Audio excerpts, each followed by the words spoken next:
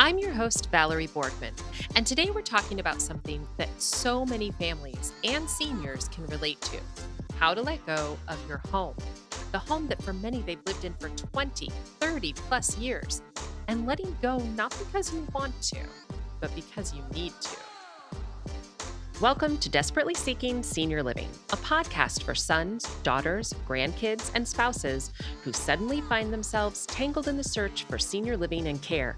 If you like today's episode, don't forget to subscribe and check out our doable download in today's show notes for a printable summary of the show and a bonus tip from our guest. You're listening to our doable tips, short answers to your questions. Don't see your question listed? Send us a note. Then don't forget to subscribe so you never miss an answer.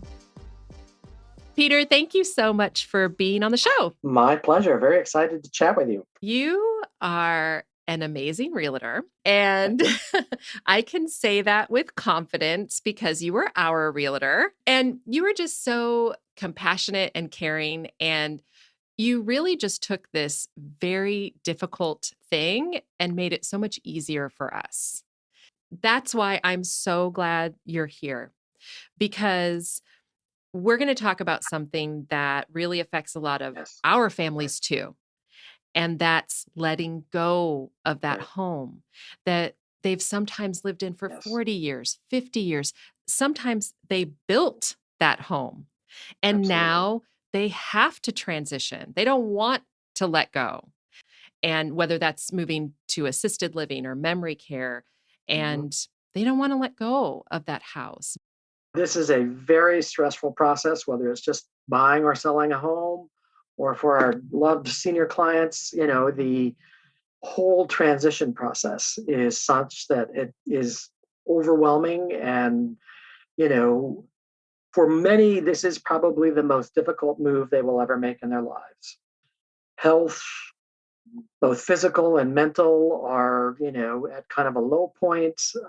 Financially, there could be hidden pressures. Family can be supportive or not present. So many external variables that come to play that really create a very challenging transition period. For many of our clients, it's not just I have to sell my house. It's, oh my gosh, it's coming to a resolution about where I am with my life.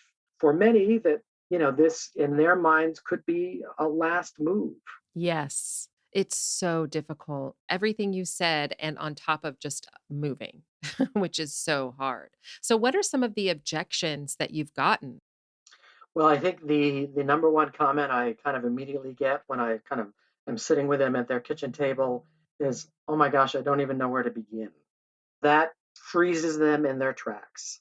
A lot of it, the overwhelm, is tied to the emotion of the scenario, which we kind of, highlighted, just the difficulty of the transition, whether or not they're able to really be in the reality of their health and finance situation, learning enough about the situation to get at the crux of, okay, what is it specifically that overwhelms you? Exactly. And for some of them, it's the stuff, collections of things over the years. Yes. Most times they can't take it all with them. So I begin by, so what are your top three favorite pieces? Or if it's a very large collection, top 10 pieces. Pick the best and let that represent the memory of the wonderful opportunity you had gathering these, finding these wherever they were along your way, shopping, auction, so forth. And, just know that, you have the best of it. For many, of course, it is the stuff. And you're so right. Houses that have been lived in 30, 40 years not only have accumulated, a fair number of belongings, but also that emotional accumulation that went along with it. Many of those clients who are in the 70s, 80s, and 90s even, come from a generation where you saved everything. That frugality of not having all that they need, made them hold on to everything even tighter. And so that let go process becomes even more difficult. I love the example going through, a 90-year-old's kitchen, and there's a whole kitchen drawer devoted exclusively to the little plastic tabs that come around bread bags. I can't tell you how many times we've encountered that. The dynamic of, okay, they really, to them, it has been, kind of a lifetime process to save, and honor these things. And, the kind of initial part is, having that discussion. Okay, I totally appreciate you're overwhelmed. Let's kind of talk about some ways to kind of work through that. Yes. And so, what are some of the main strategies that you have seen really help families? So I think kind of the biggest thing is to break it down into small components. The first step in my mind is always knowing where you're going, because then everything else can fall into place and can deal with that overwhelm of how do I get there once you really know where it is you're going and what the options are. Once that's decided, then it's getting them to kind of evaluate, okay, what's the best way to go through all of these different transition steps? Next, it's really looking at, okay, what do I take with me? What do I need? What is my support system in helping me with that? So many of the folks that, I get the pleasure of working with physically, that, whole downsize pack, and move is just, the thought of it is so exhausting that they can't even begin to contemplate it. Maybe this particular senior is only going to be good for 2 hours, maybe three, before the emotion of it all, because everything is tied to an emotional memory. You sit and you get to enjoy the stories of, well, this is when my grandson did this, or when my son was in the military, these are his medals, and you know a myriad of different options which they need to kind of relive in order to be able to relinquish you know the item, or know that this is something of such value that I need to hold on to it. Yes. And one of the other things, I had a family that just loved their home. They were one of those that built the home, but they were aging and they were not safe living alone in their home. And there was this desire that they had to be around other people and to have that social interaction they weren't getting, but they were just struggling with letting go. And one of the really simple things that I did, and I know you've done this before too, is I said, "Show me, your favorite place, or, where do you have the best memory? Where did this happen?" And we just took pictures of them in these places around their home, their beautiful garden.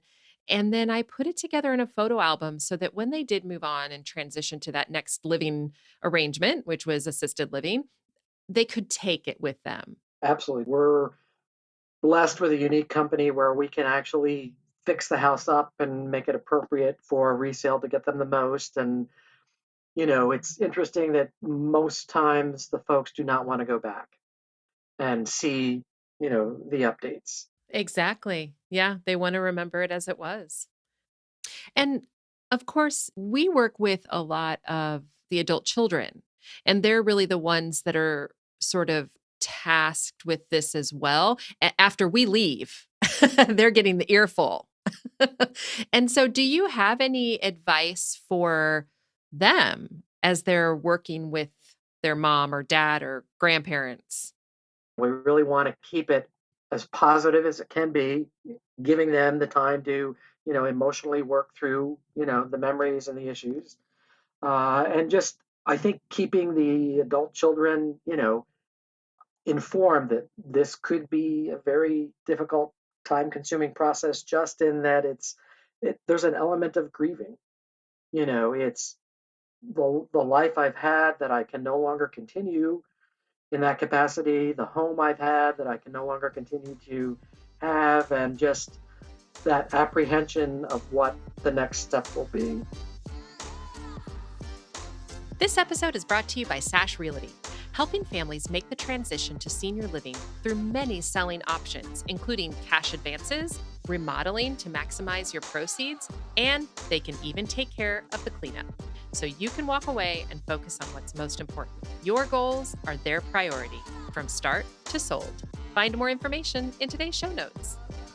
Check out this episode's doable download in show notes for details, including industry terms and definitions we discussed, as well as a bonus tip from our guest. Have questions or your own tips to share? Leave us a message. We'd love to hear from you. And until next time, make it doable.